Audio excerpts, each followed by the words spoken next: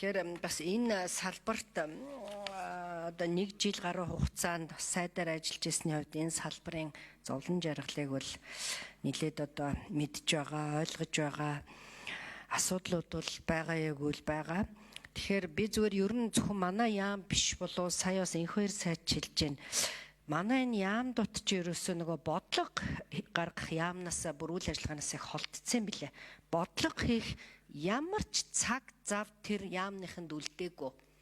Бүх ажил нь дандаа хэрэгжүүлэх асуудлыг бол одоо хийдэг ийм завгүй яамдууд болгоцсон байлээ. За энэ дээр жишээлхэд төр бол дандаа ингээд ерөөсөө би л бүгдийг хийнэ гэж өөрсөн дээр овоолоод идэг. Гэтэл төрийн бус байгууллагуудтай гэрээ байгуулад эрхийн нөгөөхээр бүх юм хаалттай байна. Нөгөө гараараа бол ерөөсөө төрийн бус байгууллага, хувийн хвшил, мэрэгжлийн нэгдсэн холбоод аль болохоор л эрх мэдлийн шилжүүлэхээр энийг бол одоо хуулиар бүгдийг нь ингээд зогсоож боомлсон байна. Тийм учраас энэ асуудлыг шийдэж энэ хэрэгжүүлдэг зарим чиг үүргийг бол тэр холбоод руу нөхөх ёстой. За зүгээр жишээлхэд нэг одоо усны тусгай зөвшөөрөл одоо тэр нэг тусгай одоо зөвшөөрөлтэй нэг компанийг шалгаруулагч гэдэг юм одоо тэрийг бол сайд мэдэхгүй л байхгүй юу. Тэрийг чинь мэрэгжлийн холбоод нь шалгаад ингээд тэр мэрэгжлийн сертификатыг өгдөг юм нь бол бид нар зоригтой өгөхгүй юм билээ. Яагаад ингээд энэ дээр гацтын гэхээр ерөөсөө нэг Монгол улсын нэг төрийн бус байгууллага баяжчих гээд байгаа юм шиг л бүр юм хартаас өртөө. Бүр одоо энэ бол бодвол одоо социализмын үсээ ингээд үлдсэн болоо. Нэг хувийн хвшилд гэрээгээр ингээд юм ажилуулъя.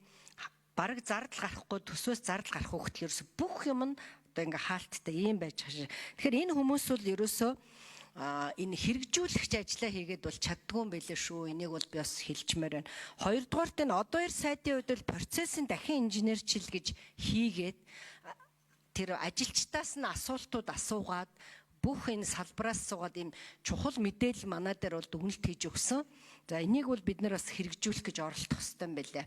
Энэ бол одоо бодлого хэрэгжилт хоёрыг ингээд салгасан ийм одоо их чухал зүйл байсан гэдэг хэлмээр байна. Тэгэд Бямцогт сайд бас хэлмээр байна. Ер нь бидний гадны туршлагыг аваад жоохон хөнгөвчлөхгүй бол одоо өнөөдөр зөвхөн манай салбар эмч нар энийг тайлангаа явуулах гэж хамаг цагаа бардаг. Нөгөө хүнээ үзэхийн оронд л ерөөсө цаастай компьютертай зуралдаад ингээл нэг тайлан өгдөг л ажилтаа. Одоо тэр ажлын 5 өдрийн хэдэн өдөр нь тэр тайлан бичдэг юм хэвээр. Үнэхээр бүр хитрхи юм хүн сурталтай болгоо хийцэн блэ. За тэгэл тусгай хамгаалалттай газар нутаг гэхэд манай яаманд нэг 6-аас 7 хүн ингээл ажиллаа гэхэд тэр хүмүүс бодлого хийх ямар ч цаг байхгүй.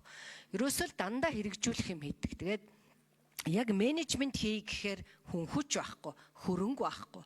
Тэгээд засаг төрчин ерөөсөө бүхэл төсөв хөрөнгийг хасчаад бүх одоо юмныг гасчаад бас яаж энэ хүмүүсийг ингээд одоо ажил гэдэг юм. Би бол энэ дээр бол маш одоо тийм шүүмжлэлтэй хандмаар байдаг. Энийг өөрчлөх ёстой шүү.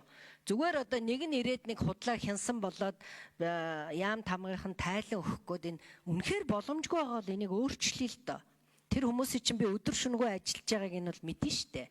Ингээ дандаа хэрэгжүүлэх юмар ингээ шахацсан. Жишээлхэд байгаль орчны үнэлгээний хурал гэж манай яамн дээр байнга өдөр болгон хуралдах юм. Тэгээ нэг жижигхэн лаборатори зөвшөөрөл өгөхин төлөө одоо тэнд үнэлгээ хийнэ гэж хүмүүсийг чирэгдүүлэл 20-30 юм нэхэл ингээл байж байгаа. Тэгэхээр яг го Бат Эрдэнэ сайдын үед бол энэ цахимжилтыг бол нилээд бас нэвтрүүлсэн учраас харьцангуй арай бас ажил хөнгөвчсөн. Тэгэхээр ер нь нэг Монгол хүнээ махалдаг төрийн албаа хаагчдыг нэг маш